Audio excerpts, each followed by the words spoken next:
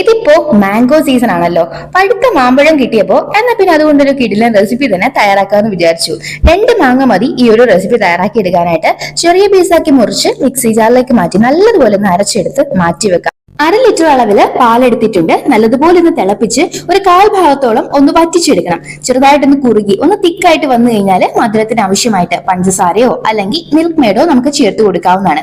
Mix ചെയ്ത് യോജിപ്പിച്ചതിന് ശേഷം flame off ചെയ്ത് ചൂടാറാനായിട്ട് മാറ്റിവെക്കാം.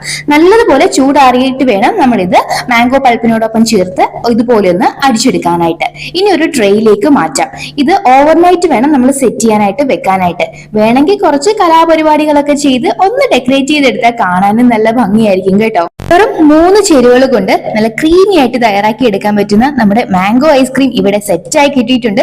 സ്കൂപ്പ് ചെയ്ത് എടുക്കുമ്പോൾ തന്നെ അറിയാം എത്രമാത്രം ക്രീമി ആയിട്ട് ഇത് കിട്ടിയിട്ടുള്ളതെന്ന്. അപ്പൊ ഈ ഒരു മാംഗോ സീസണിൽ നിങ്ങളും തയ്യാറാക്കി നോക്കുക. വീഡിയോ ഇഷ്ടമായാൽ മറക്കാതെ ലൈക്ക് ചെയ്യുക.